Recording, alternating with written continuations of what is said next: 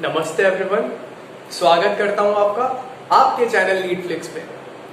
आज हम हमारा नया चैप्टर स्टार्ट करने वाले हैं नर्वस सिस्टम या फिर न्यूरल कंट्रोल एंड कोऑर्डिनेशन। सबसे पहले बात कर लेते हैं कि जो नर्वस सिस्टम है इसका इंपॉर्टेंस क्या है। सी, अगर इसका इंपॉर्टेंस एक लाइन में बताने का है तो वो होगा ये neural control and coordination. Neural word को छोड़ दो, फिर ये जो बचा हुआ एक फ्रेज है कंट्रोल एंड कोऑर्डिनेशन, ये अपने आप में सब कुछ बताता है। जो नर्वस सिस्टम होता है इसका फंक्शन होता है होमियोस्टेसिस मेंटेन करना। कैसे? सबसे पहले बात कर लेते हैं, ये हमारा नर्वस सिस्टम। इसका काम क्या होता है? इसका काम होता है कलेक्शन ऑफ इंफॉर्मेशन। तो ये क्या करेगा? ये इंफॉर्मेशन को कलेक्ट करेगा, ठीक है। जो भी इंफॉर्मेशन है ये उसको कलेक्ट करेगा। ओके, अब कलेक्ट करके क्या करेगा? ये उसको प्रोसेस करेगा। What will it do? It will process that information. उस इंफॉर्मेशन को जो भी प्रोसेस करेगा उसके बाद रिस्पॉन्ड करेगा।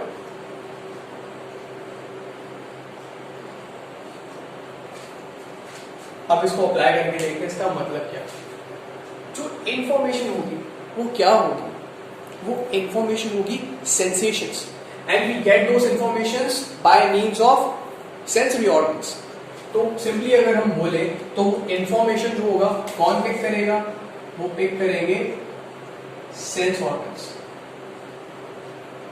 क्योंकि इंफॉर्मेशन क्या है? इंफॉर्मेशन यहां पे है सेंसेशंस। जो सेंसेशंस है वो ही इंफॉर्मेशन है। हो सकता है वो सराउंडिंग से उन्हें कैप्चर करे, हो सकता है विद इन बॉडी कैप्चर करे। विद इन बॉडी मतलब फ्रॉम विसरा। तो सेंस ऑर्गन भी काम करेंगे। अब जो सेंस ऑर्गन्स होते हैं वो दो टाइप की सेंसेशंस जो होती है उन्हें कैप्चर करते हैं। एक तो होती है जनरल सेंसेशंस, एक होती है स्पेशल सेंसेशंस। दोनों में डिफरेंस क्या है? जो जनरल सेंसेशंस होती है वो बॉडी के अंदर एक से ज्यादा ऑर्गन्स परसीव कर सकते हैं। For example temperature. जो टेम्परेचर है, I can touch any vessel and I can find out if it is hot और cold by using my extremities, by using my hands।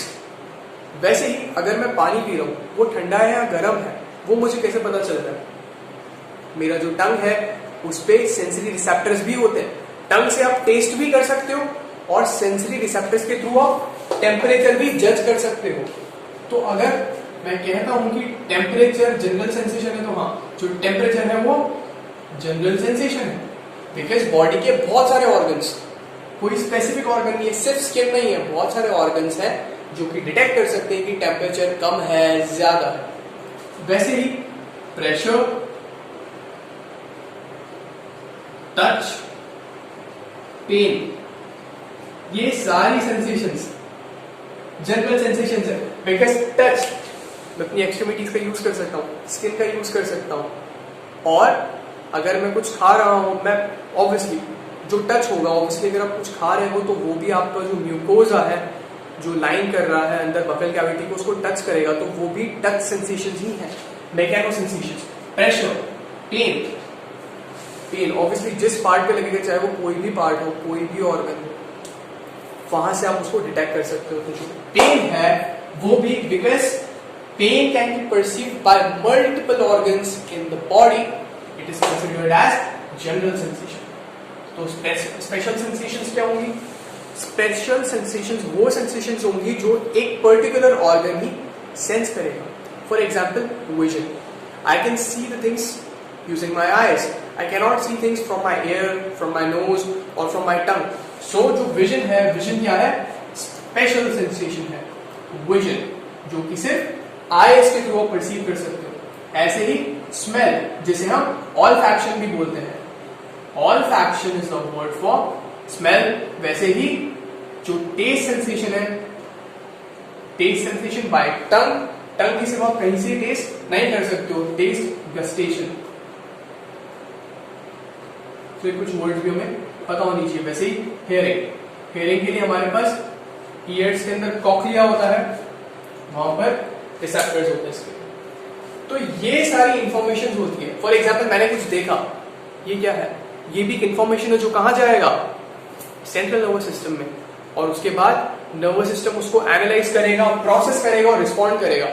For example if somehow I have just, मैंने मान लो कोई भी example लेते हैं, मैंने एक बड़ा सा डॉग देख लिया, I have just watched a big dog, I know it's scary, it's big, and if I don't run, it's going to bite me. So what will I do?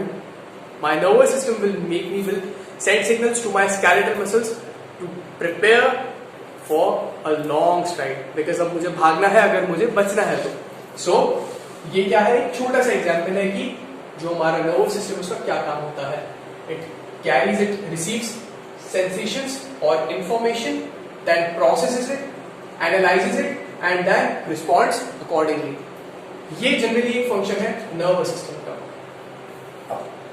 एक और एग्जांपल लेते हैं जिससे हम ये वाला जो स्टेटमेंट है कंट्रोल एंड कोऑर्डिनेशन, उसे एक बार हम जस्टिफाई करते हैं। जो नर्वस सिस्टम होता है वो दो ऑर्गन्स को इंटीग्रेट करता है। कोऑर्डिनेशन का मतलब क्या होता है, कोऑर्डिनेशन का मतलब होता है जब दो ऑर्गन्स साथ में काम करें, एक दूसरे की एक्टिविटीज को मॉनिटर करें, और जैसे एक ऑर्गन की एक्टिविटी चेंज हो रही है दूसरे ऑर्गन की एक्टिविटी अपने आप उसके साथ साथ चेंज हो रही है। For example if I am preparing my self for performing exercise, तो मेरा जो हार्ट रेट है वो अपने आप बढ़ जाएगा। तो यहाँ पे क्या हो रहा है, एग्जाम्पल ले लेते हैं, यहाँ पे मेरा बॉडी का टिश्यूज हैं, सेल्स हैं, कहाँ की सेल्स हैं, ये मान लेते हैं स्केलेटल मसल के सेल्स हैं। जब मैं एक्सरसाइज करने वाला हूं तो ऑक्सीजन का रिक्वायरमेंट ज्यादा होगा, ब्लड सप्लाई ज्यादा चाहिए, तो ये क्या होगा, ये सिग्नल कौन परसीव करेगा, ये जो इंफॉर्मेशन है किसके पास जाएगा, नर्वस सिस्टम के पास। अब वो रिस्पॉन्ड कैसे करता है, वो रिस्पॉन्ड करता है, वो ये सिग्नल भेजेगा किसके पास,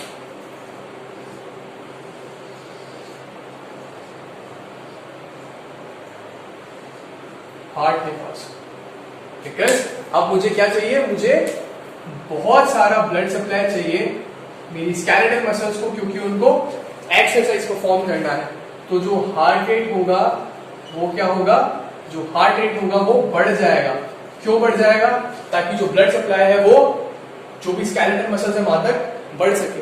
तो क्या इसने स्केलेटल मसल को, नर्वस सिस्टम की बात कर रहा हूं, क्या इसने स्केलेटल मसल्स को और हार्ट को कनेक्ट नहीं किया, इंटीग्रेट नहीं किया? That is exactly what this coordination and integration word mean. दो ऑर्गन्स को कनेक्ट करो, और जैसे एक ऑर्गन में कोई चेंज आएगा दूसरे ऑर्गन में भी चेंज आएगा, और वो अकॉर्डिंगली इस चीज को मॉनिटर करेंगे। जब मैं एक्सरसाइज करना रुक जाऊंगा तो स्केलेटल मसल की जो सेल्स होंगे उनकी ऑक्सीजन की रिक्वायरमेंट कम होगी, तो हार्ट रेट अपने आप कम हो जाएगा, ताकि जो ब्लड सप्लाई है वो अपने आप नॉर्मल हो जाए। This is what is the regulatory system of nervous system. ठीक है, अब ये तो हो गया इसका फंक्शन क्या है। अब हम नेक्स्ट बात करेंगे क्लासिफिकेशन की। ओके, सो मैं इसको साइड में ड्रॉ कर देता हूं। यहां पर स्पॉन्ज में एग्जाम्पल हमने ले लिया था हार्ट,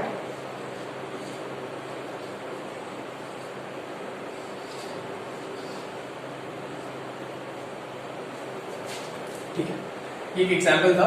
अब हम बात करेंगे नेक्स्ट क्लासिफिकेशन। जो नर्वस सिस्टम होता है ये डिवाइड होता है CNS and PNS. What is CNS? CNS is central nervous system, central nervous system. PNS is peripheral nervous system. For example मैं यहाँ पे इसको डेमोन्स्ट्रेट कर देता हूँ।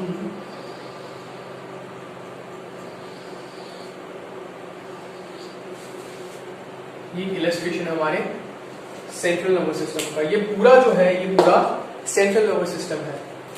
जो यहां पर हम देख रहे हैं बड़ा सा, ये क्या है? Cerebral hemisphere. जो यहां पर ये हम देख रहे हैं स्ट्रक्चर, ये क्या है? पिट्यूटरी ग्लैंड है, ये हमें पता है, इसको मेंशन नहीं करना। ये क्या है? Okay,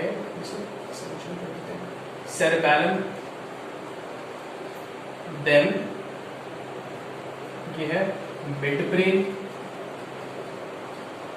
this is pons, this is medulla, और ये हमारा जा रहा है पूरा स्पाइनल कॉर्ड।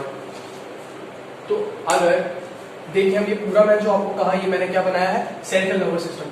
तो सेंट्रल नर्वस सिस्टम में हम जो भी देख रहे हैं, cerebral hemisphere, mid brain, pons, medulla, cerebellum, they are part of, ये किसका पार्ट होते हैं?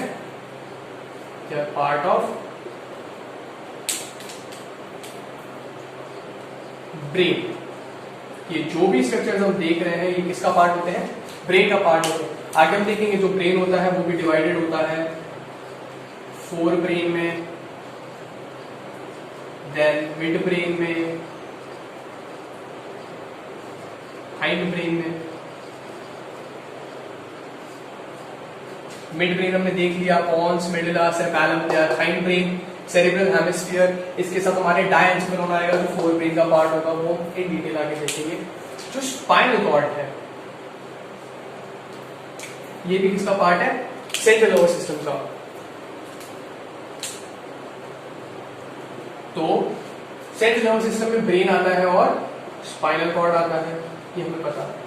Why we call it central? Because ये बॉडी का जो बिल्कुल सेंटर होता है, जो एक्सियल प्लेन होता है, वहां पर लाया करते हैं ब्रेन एंड स्पाइनल कॉर्ड। जो वर्टिब्रल कॉलम होता है, वहां पे बीच में एक कह सकते हैं एक रीजन होता है, एक पर्टिकुलर स्पेस होता है स्पेशली फॉर स्पाइनल कॉर्ड।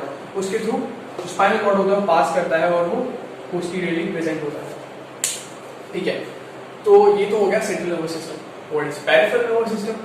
जो पेरिफेरल नर्वस सिस्टम होता है, it is comprised by nerves. जो भी हमने यहाँ पे देखा, ये सेंट्रल नर्वस सिस्टम है ऑब्वियसली, बिकॉज इसको जो भी ऑर्गन है बॉडी के, उससे कम्युनिकेट करना है, तो उसके लिए यहाँ से क्या निकलती है? नर्व्स निकलती है। ब्रेन से भी निकलती है, स्पाइनल कॉर्ड से भी निकलती है। जो नर्व्स ब्रेन से निकलती है उन्हें हम बोलते हैं क्रेनियल नर्व्स। जो भी नर्व्स ब्रेन से निकलेगी उन्हें हम बोलेंगे क्रेनियल नर्व्स, और जो भी नर्व्स स्पाइनल कॉर्ड से निकलेगी उन्हें हम बोलेंगे स्पाइनल नर्व्स। तो जो स्पाइनल नर्व्स होती है वो कितनी होती है? इस पे क्वेश्चन आ सकता है। जो स्पाइनल नर्व्स होती है, it is part of peripheral nervous system because it is going to communicate with the organs. It will be kind of like a source of conveyance between spinal cord and peripheral organs. That's why part of peripheral nervous system. तो spinal nerves कितने pair होते हैं? 31 pairs. cranial nerves जो हम बात करें यहाँ पे ये है cranial nerves, इनके कितने पेयर्स होते हैं? 12 पेयर्स। This is important. ठीक है, तो मतलब ये जो नर्व्स हैं यही क्या कंप्राइज कर रही हैं? Peripheral nervous system. तो एक बार जो पेरिफेरल नर्वस सिस्टम होता है, इसे भी हम डिवाइड करते हैं। ये नर्व्स तो है, लेकिन ये नर्व्स 2 सिस्टम में डिवाइडेड है। एक है सोमैटिक नर्वस सिस्टम और एक है visceral nervous system, not autonomic nervous system, visceral nervous system. I'll tell you why. जो somatic nervous system होता है, नाम से पता चल रहा है, इसका लेना देना किससे है? ये किसे कनेक्ट करेगा? सोमैटिक ऑर्गन्स को कनेक्ट करेगा। इसको सोमैटिक ऑर्गन्स को कनेक्ट करेगा सेंट्रल नर्वस सिस्टम से, और जो विसरल नर्वस सिस्टम है वो विसरा से कनेक्ट करेगा। विसरा क्या होती है? इंटरनल ऑर्गन्स जो भी होती है उन्हें हम कंबाइनली विसरा बोलते हैं। जो सोमैटिक नर्वस सिस्टम होता है, अगर एक्सक्लूसिव कोई डिफरेंस बोले इनके बीच में क्या डिफरेंस होता है, तो हमारे सराउंडिंग्स में जो भी चेंज होगा उसे डिटेक्ट करने के लिए हम जो सेंस ऑर्गन्स को, जो भी ऑर्गन्स का यूज करते हैं, they are somatic organs and that is detected by somatic nervous system. वैसे ही जो हमारा इंटरनल एनवायरनमेंट है which is made by viscera, वहां पर जो भी चेंज होगा उसे डिटेक्ट करेगा visceral nervous system. External environment somatic nervous system, internal environment visceral nervous system. अब जो पीएनएस होता है, यहां पर मैं बात करिए नर्व्स होती हैं। इन नर्व्स में जो फाइबर्स होते हैं वो फाइबर्स दो टाइप के होते हैं। जो नर्व्स होती हैं, यहां पे बात करें, इन नर्व्स के दो टाइप के फाइबर्स होते हैं। एक होते हैं अफरेंट फाइबर्स और दूसरा टाइप होता है efferent fibres. Afferent and efferent fibres. Afferent का मतलब क्या होता है? टुवर्ड्स। इफरेंट का मतलब होता है अवे फ्रॉम। अफरेंट मतलब टुवर्ड्स, मतलब अफरेंट एक पर्टिकुलर ऑर्गन। हम अफरेंट और इफरेंट जो होता है वो किसी न किसी ऑर्गन के रेफरेंस में बोलते हैं। यहां पर whenever we say afferent and efferent, then we are referring to the central nervous system. Whenever I say these are afferent fibers, then what I mean to say that these fibers are afferent for central nervous system, means they are moving towards central nervous system. और जब मैं बोल रहा हूं efferent, तो मैं कहना चाहता हूं कि वो जो फाइबर्स है they are efferent for central nervous system, मतलब वो फाइबर सेंट्रल नर्वस सिस्टम से बाहर आ रहे हैं, जा रहे हैं, पेरिफेरी की तरफ जा रहे हैं। अफरेंट मतलब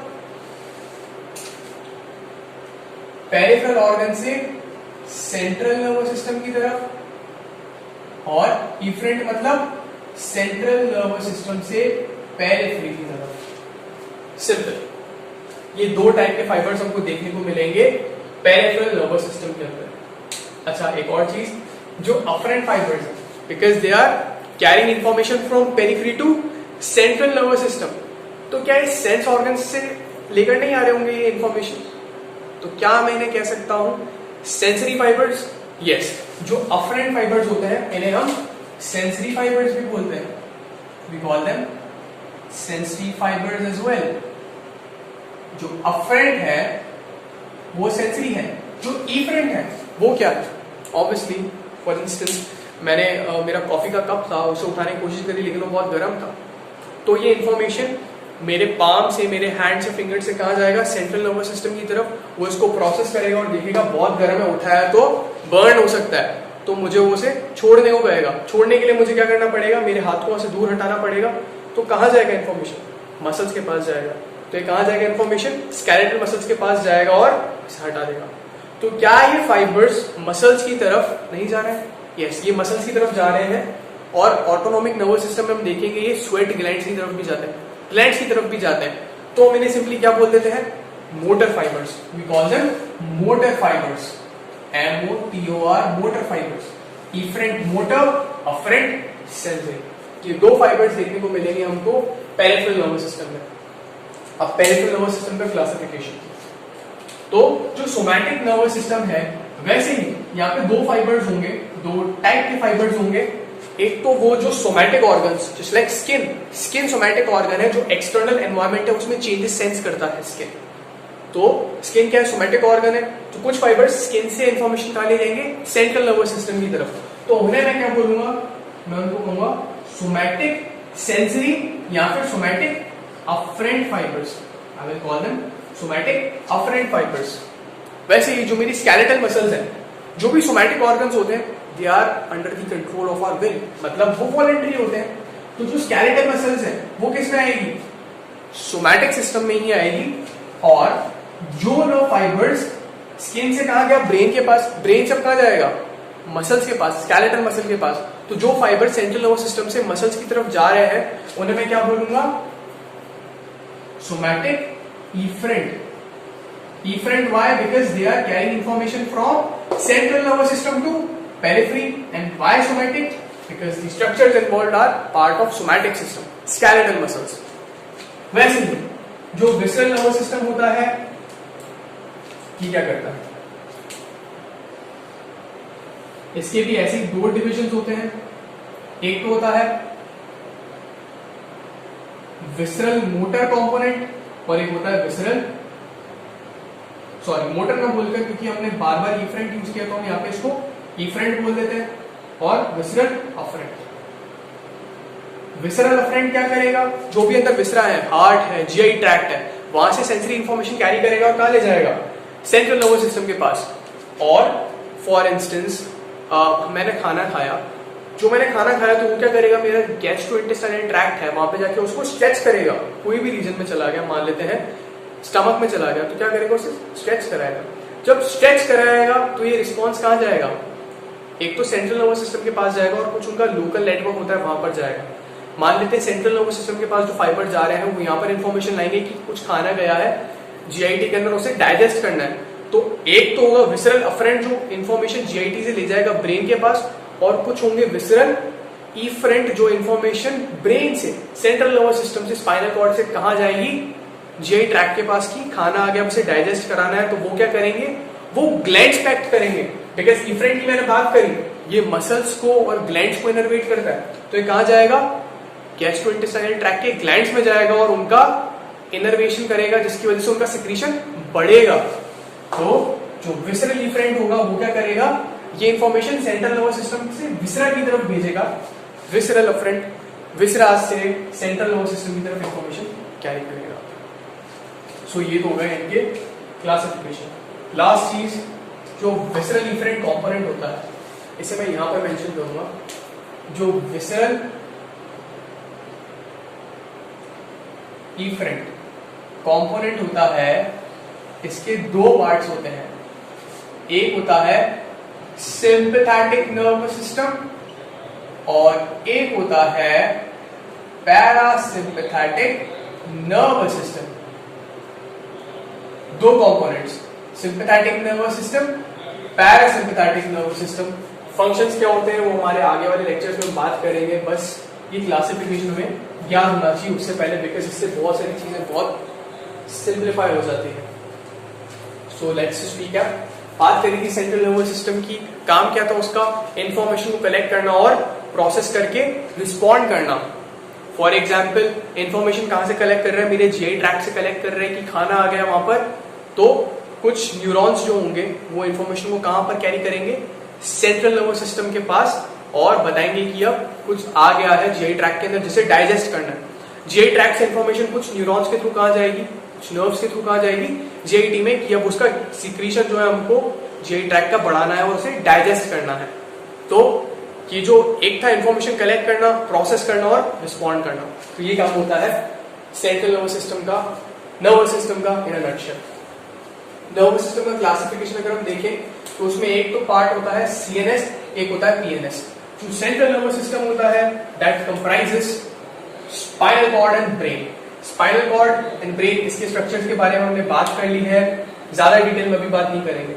अब स्पाइनल कॉर्ड और ब्रेन, इनसे जो नर्व्स निकलती है that is what comprises peripheral nervous system. Peripheral nervous system दो क्लासेस में डिवाइडेड है, somatic nervous system and visceral nervous system. Somatic nervous system is involved in control and coordination of somatic system. Skin हो गया, skeletal muscle हो गया, ऐसे जो भी सोमैटिक ऑर्गन्स होंगे उनका कंट्रोल सोमैटिक नर्वस सिस्टम करेगा। Autonomic nervous system controls visceral system, मतलब जो विसरा होगा उसमें जो भी चेंजेस होंगे, वहां से जो सिग्नल्स आएंगे उन्हें मॉडिफाई करना है, प्रोसेस करना है, रिस्पॉन्ड करना है, that is the job of visceral nervous system. फिर सोमैटिक नर्वस सिस्टम और विसरल नर्वस सिस्टम डिवाइडेड है on the basis of the types of fibres which carry information. जो फाइबर्स इंफॉर्मेशन को पेरिफेरी से सेंट्रल नर्वस सिस्टम की तरफ ले जा रहे हैं, मतलब जो ऑर्गन्स है पेरिफेरल, सारे ऑर्गन्स पेरिफेरी में होते हैं, पेरिफेरी से ऑर्गन से सेंट्रल नर्वस सिस्टम की तरफ इंफॉर्मेशन ले जाएंगे, उन्हें हम बोलेंगे अफरेंट फाइबर्स। और जो फाइबर्स इफरेंट है, efferent to central nervous system, मतलब सेंट्रल नर्वस सिस्टम से बाहर निकलेंगे, तो जो फाइबर्स सेंट्रल नर्वस सिस्टम से बाहर निकल रहे, moving away from central nervous system towards the organ, they are what efferent fibres. इसके बेसिस पे सोमैटिक नर्वस सिस्टम दो पार्ट्स में डिवाइडेड है, somatic afferent and somatic efferent. Efferent skeletal muscles के पास जाएगा या और सोमैटिक स्ट्रक्चर्स के पास जाएगा, सोमैटिक अफरेंट सेंसरी ऑर्गन से इंफॉर्मेशन को कैरी करेगा। Visceral neural system visceral afferent और विसरल इफरेंट में डिवाइडेड है। विसरल अफरेंट सेंसरी सिस्टम है, विसरल इफरेंट मोटर कंपोनेंट है। इस मोटर कंपोनेंट में आते हैं sympathetic nervous system and parasympathetic nervous system. जिसके बारे में हमारे आगे वाले लेक्चर्स में आके बात करेंगे। तो ये तो है पूरा organisation of central nervous system. आज के लेक्चर को कंक्लूड करने से पहले जो नर्वस सिस्टम है उसमें दो टाइप के सेल्स हमको देखने को मिलेंगे। जो पहला टाइप है सेल्स का, ओके सो यहां पर जो सेंट्रल नर्वस सिस्टम है इसमें जो सेल्स होंगी, दो टाइप की सेल्स होंगी। एक तो होगी न्यूरॉन्स एंड एक होगी glial cells. What is it? Glial cells and neurons. Neurons क्या है? Neurons are structural and functional units of nervous system. जो नर्वस सिस्टम की स्ट्रक्चरल और फंक्शनल यूनिट है वो है न्यूरॉन्स, एंड जो ग्लायल सेल्स है दे आर सपोर्टिंग सेल्स। इनका काम क्या होता है? न्यूरॉन्स को सपोर्ट करना। जो नर्वस सिस्टम है इसमें न्यूरॉन्स बहुत इंपॉर्टेंट है। अगर हम देखें जो हायर एनिमल्स है लाइक वर्टेब्रेट्स है, उनका नर्वस सिस्टम बहुत कॉम्प्लेक्स है और वो कॉम्प्लेक्सिटी इन न्यूरॉन्स की वजह से ही होती है। जो हाइड्रा है which is lower animal, invertebrate होता है, सीलेंट्रेट्स में आता है, उसका नर्वस सिस्टम अंडर डेवलप होता है और बहुत ही सिंपल होता है। वो भी न्यूरॉन्स का कनेक्शन कैसा है उस पर डिपेंड करता है। तो ये बहुत इंपॉर्टेंट है। आगे वाले लेक्चर्स में न्यूरॉन्स के बारे में इन डिटेल बात करेंगे। फिलहाल के लिए नर्वस सिस्टम में दो टाइप की सेल्स होती है, neurons and glial cells. Neurons are main structural and functional cells of nervous system. Glial cells they are supporting cells of nervous system. So that was all for today. Thank you.